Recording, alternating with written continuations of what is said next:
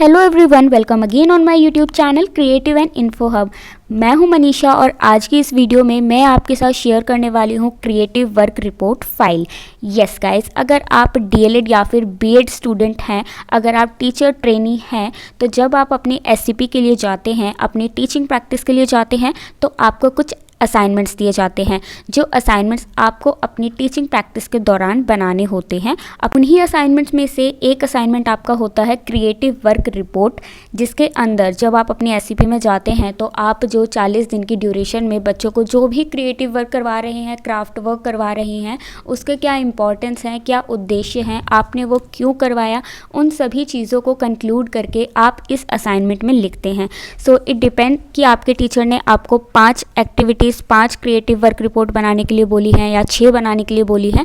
So it depend on your teacher. But कोई बात नहीं गाइस, आपकी इस प्रॉब्लम को सॉर्ट आउट करने के लिए मैं आज की इस वीडियो में आपके साथ अपनी क्रिएटिव वर्क रिपोर्ट की फ़ाइल शेयर करने वाली हूँ, जिसमें मैंने टोटल 11 एक्टिविटीज़ को इंक्लूड किया है। सो अगर आपको 5 बनाने हैं तो आप इनमें से चूज़ करके कोई भी 5 एक्टिविटीज़ ले सकते हैं। अगर आपको 6 बनानी है, 8 बनानी है, तो आप इनमें से ले सकते हैं।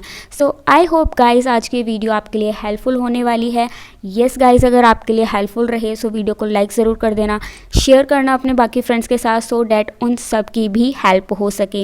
एंड येस, कमेंट करके ज़रूर फीडबैक देना कि कैसी रही वीडियो। पॉजिटिव फीडबैक भी दे सकते हो और नेगेटिव फीडबैक भी दे सकते हो। नेगेटिव लाइक कि क्या चीज़ मुझे इम्प्रूव करनी चाहिए अपनी वीडियो में, सो डैट मैं नेक्स्ट वीडियो में उस चीज़ को इम्प्रूव कर सकूँ। गाइज़, ये जो आज की फ़ाइल है, आज की वीडियो है, ये मैं 2 पार्ट में आपके साथ शेयर करूँगी क्योंकि ये असाइनमेंट बहुत लंबा है। सो एक वीडियो में अगर मैं आपके साथ शेयर करती हूँ सो हमारी वीडियो बहुत लेंदी हो जाएगी, जिससे आपको भी प्रॉब्लम होगी और मुझे भी प्रॉब्लम होगी। सो इसीलिए मैं इस वीडियो को आपके साथ 2 पार्ट में शेयर करूँगी। दोनों कंटिन्यू मेरे चैनल पे आ जाएंगी। सो आप सेकंड पार्ट को भी ज़रूर चेकआउट कर लेना, लिंक उसका मैं डिस्क्रिप्शन बॉक्स में डाल दूँगी। एंड यस गाइस, मेरे चैनल पे बाकी के असाइनमेंट्स भी अवेलेबल हैं, तो उन्हें भी जाके एक बार ज़रूर चेकआउट करें। So guys, without any further delay let's get started our video.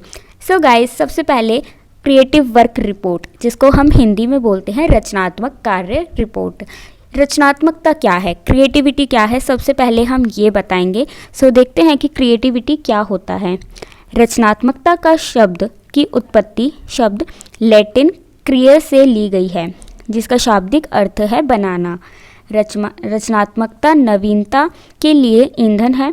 यह व्यक्ति के विचारों, वस्तुओं या समाधानों का उत्पादन करने की क्षमता है, जो अनिवार्य रूप से उपन्यास और पहले अज्ञात है नई रचना के समाधान में योगदान करना चाहिए। सो ये था क्रिएटिविटी का परिचय कि रचनात्मकता क्या होती है, क्रिएटिविटी क्या होती है। उसके बाद रचनात्मकता एक व्यक्ति की क्षमता या दक्षता है जो किसी नए विचार या वस्तु को बनाने, खोजने या उत्पन्न करने के लिए पुनर्व्यवस्थित करता है। यहाँ पे ये कोटेशन है जो मैंने यहाँ पे पुटअप की है। उसके बाद आप चाहें तो इसका स्क्रीनशॉट भी ले सकते हैं, सो दैट आपके लिए हेल्पफुल रहेगा। उसके बाद मैंने नेक्स्ट क्या लिखा है वो देखते हैं। मैंने वाइट शीट्स यूज़ की हैं अपनी इस असाइनमेंट को बनाने के लिए, एंड मैंने वाइट शीट के दोनों साइड पर लिखा है। इंट्रोडक्शन के बाद मैंने लिखा है रचनात्मकता की 2 प्रक्रियाएं। क्रिएटिविटी की 2 प्रक्रिया होती हैं, 2 प्रोसेस होते हैं। पहला होता है थिंकिंग एंड दूसरा होता है प्रोड्यूसिंग। फर्स्ट सोच एंड सेकंड उत्पादन। सोच फिर उत्पादन। यदि आपके विचार हैं लेकिन उन पर आप कार्य ना करें तो आप कल्पनाशील लेकिन रचनात्मक हैं। उसके बाद आता है रचनात्मकता के क्षेत्र, स्कोप ऑफ क्रिएटिविटी। रचनात्मक मानव की जीवन चलने वाली प्रक्रिया है, जिसकी कभी स्थित व गतिहीन नहीं बना सकते। रचनात्मकता एक वातावरण की उपज है जिसको हम कई क्षेत्र में देख सकते हैं। जैसे कि हम क्रिएटिविटी कहाँ कहाँ देख सकते हैं, कौन कौन से क्षेत्रों में हम देख सकते हैं। सो पहला है हमारा कला के क्षेत्र में, दूसरा विज्ञान के क्षेत्र में, पर्यावरण के क्षेत्र में, कार्य अनुभव के क्षेत्र में, संगीत के क्षेत्र में और खेल के क्षेत्र में। यदि हम देखें तो क्रिएटिविटी तो सब जगह होती है। हमारे आसपास जितनी भी चीज़ें हैं उन सब में कुछ ना कुछ क्रिएटिव होता है। ओके, सो क्रिएटिविटी सब जगह होती है, बट जो बेसिक क्षेत्र हैं वो ये हैं। रिपीट कर देती हूँ मैं, कला, विज्ञान, पर्यावरण, कार्य अनुभव, संगीत और खेल। इसके बाद आता है रचनात्मक कार्य के उद्देश्य। क्रिएटिव वर्क हम क्यों करते हैं, उसके क्या ऑब्जेक्टिव हैं, उस पे हम बात करते हैं। तो रचनात्मक कार्यों का शिक्षा में अत्यंत महत्व है, साथ ही इसके निम्नलिखित उद्देश्य हैं जो कि इस प्रकार हैं। अगर आप अपने असाइनमेंट्स में अपनी बातों को पॉइंट्स में लिखते हैं सो वो एक अच्छा लुक देता है आपके असाइनमेंट को, एक अच्छे तरीके से आप टीचर के सामने प्रेजेंट करते हो। क्योंकि अगर आप पैराग्राफ में कोई चीज़ लिखे जा रहे हो तो वो कोई नहीं पढ़ेगा। उसमें क्या लिखा है, आपने क्या क्या बातें बोल दी, वो कोई नहीं पढ़ेगा। वो ऐसे लगेगा जैसे आपने रामायण छाप दी है। बट ऐसा नहीं करना है। अगर आप अपनी बातों को पॉइंट्स में लिखें, प्लस उस पॉइंट में भी जो मेन वर्ड है जो उस पूरे पॉइंट को डिफ़ाइन कर रहा है, अगर आप उस मेन वर्ड को हाईलाइट कर देते हैं, अंडरलाइन कर देते हैं या किसी अलग पेन से लिखते हैं तो वो बोल्ड दिखेगा। टीचर जो आपका असाइनमेंट चेक करेगी सो वो उन्हें क्लियर दिखेगी कि हाँ, बच्चे ने अपने असाइनमेंट में इस बात को भी कवर किया है। असाइनमेंट्स आपको किस तरीके से बनाने चाहिए जिससे कि आप फुल मार्क्स ले सकें, उसके ऊपर मैंने चैनल पे एक अलग से वीडियो आपके साथ शेयर किया है। अगर आपने अभी तक वो वीडियो नहीं देखा है सो आप वो वीडियो भी जाके ज़रूर चेकआउट करें। सो हमारे उद्देश्य हैं, पहला, छात्रों की क्षमता व योग्यताओं का विकास करना, छात्रों के ज्ञान को व्यावहारिक बनाना, छात्रों में रचनात्मक कौशलों का विकास करना, छात्रों की बौद्धिक क्षमता का विकास करना, छात्रों की कार्य क्षमता को बढ़ावा देना, कला और शिक्षा के समायोजन में सहायक है। लास्ट, छात्रों के सामाजिक विकास में अत्यंत महत्वपूर्ण और आवश्यक भी है। सो ये थे हमारे ऑब्जेक्टिव कि हम स्कूल में क्रिएटिव वर्क बच्चों को क्यों करवाते हैं। हमने ये तो बात कर ली कि हम क्यों करवाते हैं, बट उसका क्या प्रभाव पड़ेगा, उसका क्या रिज़ल्ट रहेगा, उसके बारे में भी हम एक नज़र डालते हैं। सो जब लोग अपनी रचनात्मक ताकत पाते हैं तो यह भारी प्रभाव पड़ सकता है। पहला है आत्मसम्मान और दूसरा है समग्र उपलब्धि। देन नेक्स्ट टॉपिक है रचनात्मकता और शिक्षा, क्रिएटिविटी एंड एजुकेशन। एजुकेशन में क्रिएटिविटी को क्यों स्थान दिया गया है, उसे क्यों इंक्लूड किया गया है। सो फर्स्ट पॉइंट है, पाठ्यक्रम के साथ रचनात्मकता का सही मिश्रण छात्रों को मदद करता है। इनोवेटिव होना और नई चीज़ें सीखने के लिए प्रोत्साहित करता है। क्योंकि जैसे अभी हमने पढ़ा कि आप उसको सोचते हो, पहले उसको थिंक करते हो एंड देन आप उसे अप्लाई करते हो। तो आप जब कोई नई चीज़ सोच रहे हो देन आप उसे अप्लाई कर रहे हो तो हो सकता है कि आप कुछ नई चीज़ उससे बना रहे हैं। आप सोच रहे हैं तो इसका मतलब आप कुछ नई चीज़ सीख भी रहे हैं। सो इनोवेटिव और नई चीज़ें सीखने के लिए प्रोत्साहित करता है हमारा क्रिएटिविटी। छात्र इसके अलावा अच्छे संचारक के रूप में भी विकसित हो सकेंगे। देन नेक्स्ट है, छात्रों के भावात्मक और सामाजिक कौशल में सुधार होगा। अब यहाँ पे मैंने एक फ्लो चार्ट बनाया है जिसके थ्रू हमने इन टॉपिक्स को कवर किया है। आप देख सकते हैं मैंने पॉइंट्स में भी लिखा है अपनी बातों को, उसके अलावा मैंने फ्लो चार्ट भी बना दिया है कि हमने इस पैराग्राफ में एक्चुअली क्या बात कही है। सो रचनात्मकता और शिक्षा का क्या संबंध है, क्यों एजुकेशन में हमने क्रिएटिविटी को इंक्लूड किया है। तो पहला है ज्ञान, देन विचार, देन प्रेरणा, नवोन्मेष, कल्पना, मयंत, मन, विजन और प्रेरणा स्रोत। सो ये कुछ चीज़ें थी जिनकी वजह से हम क्रिएटिविटी को अपने एजुकेशन सिस्टम में इंक्लूड करते हैं। सो ये था बेसिक इंट्रोडक्शन जो हम अगर आप कोई भी असाइनमेंट बना रही हो तो आप पहले उसका इंट्रोडक्शन दोगे कि वो है क्या। उसके बाद आप लिखते हो कि आपने वो उसका ऑब्जेक्टिव क्या है उस असाइनमेंट को बनाने का। देन आप उसकी नीड लिखते हो, इम्पॉर्टेंस लिखते हो। सो ये कुछ बेसिक चीज़ें होती हैं जो आप सभी असाइनमेंट्स में करते हो। सेम इसी तरीके से हमने इस असाइनमेंट में भी 2 या 3 पेजेस में हमने बेसिक इंट्रोडक्शन दिया है क्रिएटिविटी का और क्रिएटिव वर्क का। उसके बाद हमारा स्टार्ट होता है क्रियाकलाप 1। पहली एक्टिविटी। तो हम यहाँ पे पहली एक्टिविटी का परिचय देंगे, इंट्रोडक्शन देंगे कि पहली एक्टिविटी क्या है। बट मैं यहाँ पे आपको थोड़ा सा एडिट करना चाहूँगी इसमें कि यहाँ पर मेरे फ्रेंड ने एक्टिविटी का नाम नहीं लिखा है। सो आप एक्टिविटी 1 क्रियाकलाप 1 लिखें, फिर उसके बाद बोल्ड अक्षरों में लिखें कि एक्टिविटी क्या है।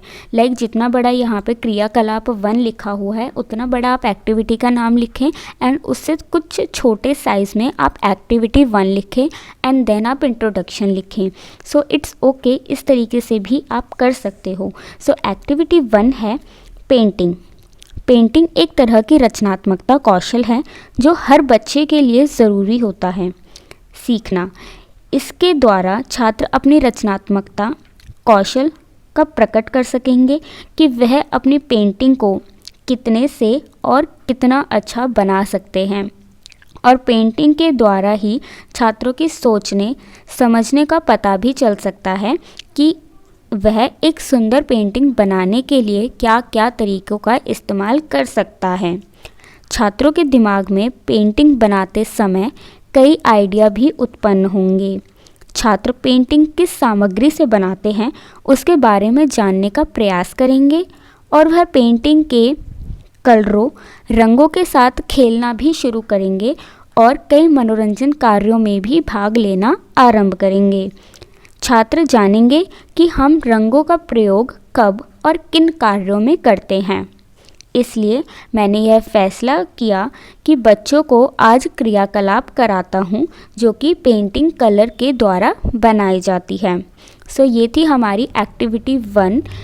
मैं यहाँ पे आपको ओरली भी इसलिए डिक्टेट करती हूँ क्योंकि साथ के साथ मैं स्क्रॉल कर देती हूँ PDF, तो क्योंकि मैं इतनी देर एक ही जगह पे पॉज करके नहीं रुक सकती, अदरवाइज़ वीडियो हमारी ख़त्म नहीं होगी।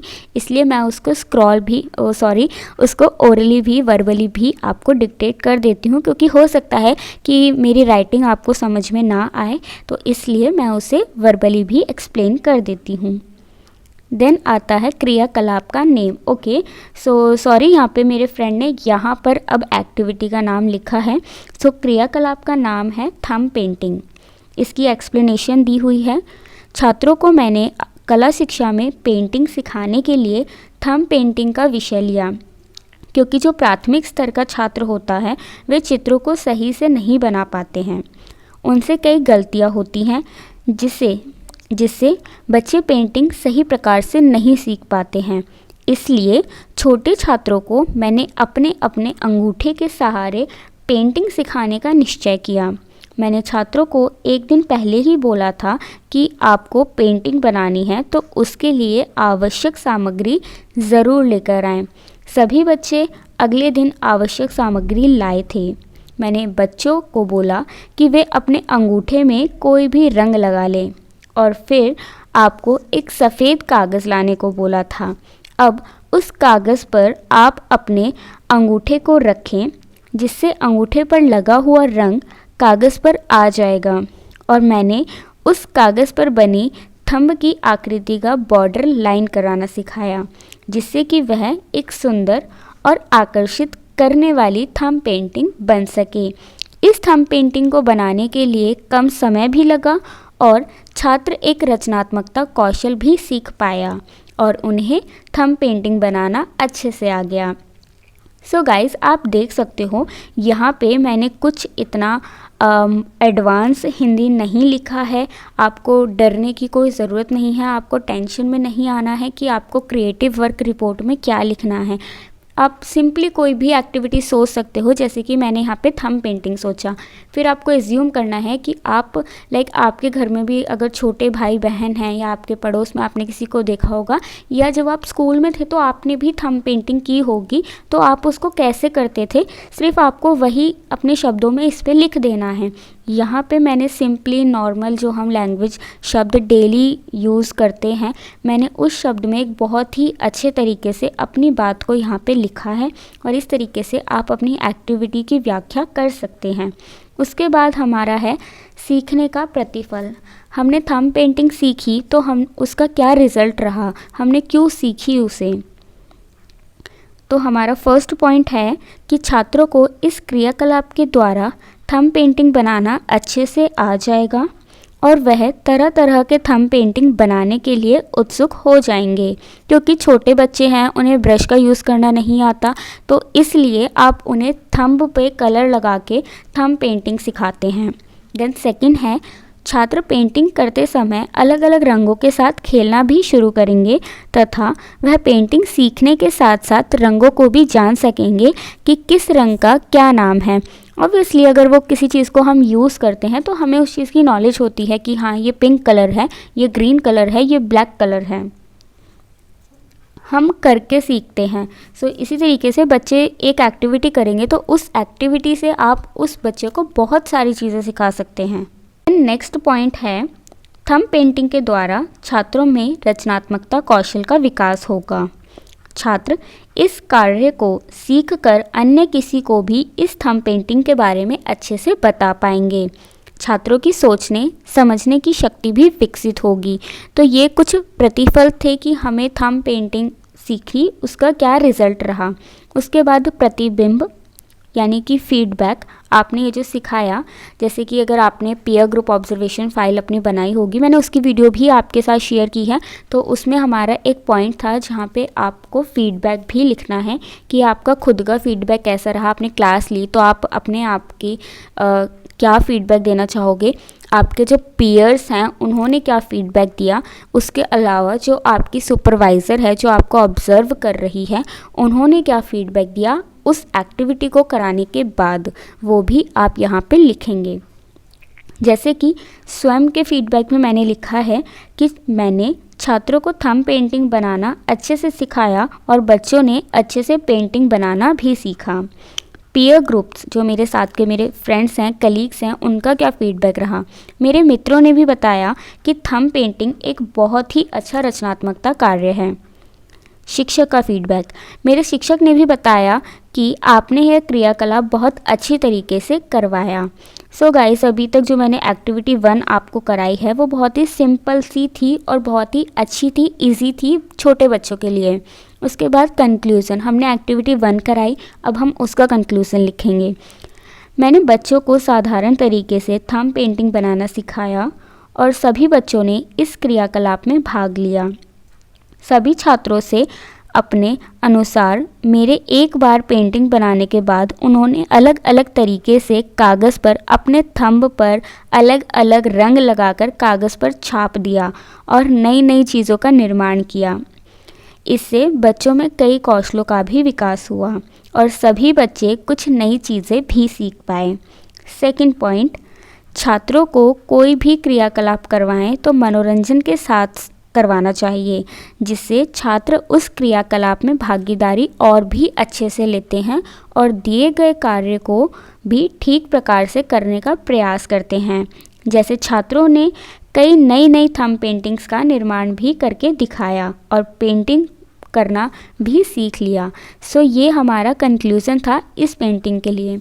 उसके बाद आप इस तरीके से थंब पेंटिंग यहाँ पे लगाएंगे भी। आप जो भी एक्टिविटी बच्चों को करा रहे हैं आप उसका छोटा सा मिनिएचर अपनी फाइल में ज़रूर लगाएंगे। So guys, next activity 2। Activity 2 का हम पहले इंट्रोडक्शन देंगे कि एक्टिविटी 2 हमारी क्या है। सो एक्टिविटी 2 है, छात्र विद्यालय में तरह तरह के कार्य करते हैं, जैसे चित्र बनाना, खेलना, कूदना और बहुत सी गतिविधियां भी करते रहते हैं। छात्र कई प्रकार के चित्र बनाते हैं और उसमें कई रंग भी भरते हैं। इसी प्रकार छात्रों को रचनात्मक कार्य के लिए मैंने पतंग बनाना सिखाने का निश्चय किया, जिससे बच्चे कई अन्य चीज़ों को भी इसके साथ सीख पाएंगे। अब हमने यहाँ पे क्या बनाना सिखाएंगे हम बच्चों को, कागज़ से पतंग बनाना। जी हाँ, हमारी एक्टिविटी 2 का नाम है कागज़ से पतंग बनाना। अब हम इसका एक्सप्लेनेशन यहाँ पे करेंगे, व्याख्या करेंगे। मैंने बच्चों को कागज़ के माध्यम से पतंग बनाना सिखाया, जिससे सबसे पहले बच्चों को एक कागज़ पर पतंग का चित्र बनाना सिखाया। फिर उस चित्र को काट लिया तथा उसमें 2 लाइन को ड्रॉ करवाया। बच्चों ने मेरे अनुसार सभी कार्य को किया। फिर उसमें 4 खाने बन गए त्रिभुज आकार के। उसके बाद मैंने बच्चों से उन खानों में अलग अलग रंग भरवाया तथा एक पतंग की पूंछ का निर्माण करना भी सिखाया अलग कागज़ से। फिर उसे पतंग के निचले सिरे पे चिपका दिया। इस प्रकार बच्चों ने पतंग बनाना सीखा और उनकी हिंदी पाठ्य पुस्तक में पतंग नाम की कविता को मैंने इस पतंग से बहुत ही अच्छे तरीके से पढ़ाया। अगर हम प्रैक्टिकली सोचें कि हम पतंग किस तरीके से बनाते हैं, पतंग बनाने के लिए आप पहले ड्रॉ करेंगे पतंग। तो हम पतंग कैसी होती है, स्क्वायर होती है, तो उसके लिए आप मेजर करेंगे। तो इससे आप बच्चों का मेजरमेंट का टॉपिक भी सिखा रहे हो। देन आप उसे डिवाइड करना सिखाते हो। आपने स्क्वायर बना लिया, फिर आप उसे बोलते हो कि इसमें 4 खानों में डिवाइड करना है। तो आप बच्चों को फ्रैक्शन करना भी सिखा रहे हो कि आप एक स्क्वायर को किस तरीके से 4 इक्वल पार्ट में डिवाइड कर सकते हो। देन आप बच्चों को बोलते हो कि इसमें अलग अलग कलर भी करना है, तो आप बच्चों को उससे कलरिंग भी सिखाते हैं। तो इस तरीके से आप एक ही एक्टिविटी में बच्चों को बहुत सारी चीज़ें सिखा देते हो। फिर हम लिखेंगे सीखने का प्रतिफल। गाइस, अभी हमने एक्टिविटी 1 डिस्कस की, अब हम एक्टिविटी 2 डिस्कस कर रहे हैं। जो बेसिक फॉर्मेट है क्रिएटिव वर्क रिपोर्ट में कोई भी एक्टिविटी को बनाने का, वो ये है कि पहले आप एक्टिविटी का नाम लिखेंगे, देन आप उसका इंट्रोडक्शन देंगे, फिर आप एक्टिविटी का नेम लिखेंगे प्रॉपर, उसको एक्सप्लेन करेंगे कि उस एक्टिविटी में एक्चुअली आप क्या करवाएंगे, एक्टिविटी है क्या। फिर उसके बाद हम लिखेंगे सीखने का प्रतिफल, कि बच्चों ने जो सीखा उससे क्या रिज़ल्ट रहा। उसके बाद फीडबैक, जिसमें आप अपना फीडबैक लिखेंगे, अपने पेयर ग्रुप का फीडबैक लिखेंगे, प्लस अपने टीचर का फीडबैक लिखेंगे, और लास्ट में आप कंक्लूजन लिखेंगे उस पर्टिकुलर एक्टिविटी का। हमने जो पतंग बनाना सीखा उसका क्या प्रतिफल रहा वो देखते हैं। छात्रों ने पतंग बनाना मेरे साथ साथ ठीक उसी प्रकार से सीखा। सेकंड, छात्रों को पतंग बनाने के साथ कई रंगों की भी पहचान हुई, जिससे उन्हें रंगों के नाम भी पता चल गए। थर्ड, छात्रों ने पतंग में बनी त्रिभुज की आकृति को भी पहचाना, साथ साथ त्रिभुजों की संख्या भी गिनकर बताई। उन्हें काउंटिंग भी आ गई कि एक काइट में कितने ट्रायंगल्स बने उस पर्टिकुलर स्क्वायर से, तो बच्चे काउंट करके बता देंगे कि 1 2 3 एंड 4। उसके बाद छात्रों ने पतंग बनाने के साथ कई प्रकार से अन्य विषयों के बारे में भी सीखने को मिला। देन लास्ट पॉइंट, छात्रों में चित्रकला के प्रति आकर्षण बढ़ा। तो ये उसके प्रतिफल थे, उसके रिजल्ट्स थे। देन फीडबैक, स्वयं के फीडबैक में मैंने लिखा है कि मैंने बच्चों को पतंग बनाने के साथ साथ अन्य विषयों का भी ज्ञान दिया तथा बच्चों ने बहुत अच्छी पतंग बनाई। देन है पीयर ग्रुप, मेरे मित्र ने बताया कि आपने पतंग बनाना ही नहीं सिखाया बल्कि इसके माध्यम से और कई ज्ञान भी बच्चों को दिए। ऑब्जर्वर का फीडबैक, टीचर्स फीडबैक, शिक्षक ने बताया कि यह क्रियाकलाप बहुत ही अच्छा और छात्रों की आयु के अनुसार था। एट लास्ट हम निष्कर्ष लिखेंगे जो एक्टिविटी 2 का है। मैंने छात्रों को कागज़ के माध्यम से पतंग बनाना सिखाया, जिससे बच्चे केवल पतंग के बारे में ही नहीं बल्कि इसके माध्यम से कई नई चीज़ें और कई अन्य विषयों के बारे में भी सीख पाए, जिससे छात्र भी कई रचनात्मक कार्य का प्रयास करने लगे अपने दैनिक जीवन में, और कई कार्यों में बहुत कार्यों को सफलता भी मिली। बच्चों को केवल पाठ्यक्रम ही नहीं पढ़ना चाहिए बल्कि कई रचनात्मक कार्य भी साथ साथ सीखने चाहिए, जिससे बच्चों का विषय के प्रति रुचि हमेशा उत्पन्न रहेगी। तो गाइज़, आप यहाँ पे देख सकते हो मैंने जो पतंग बनाना सिखाई है बच्चों को, उसका मैंने छोटा सा एक मिनिएचर अपने असाइनमेंट में भी बनाया है। इस तरीके से आप जो भी अब बच्चों को एक्टिविटी करवा रहे हो वो एक्टिविटी का मिनिएचर आप अपने फाइल में लगाओगे।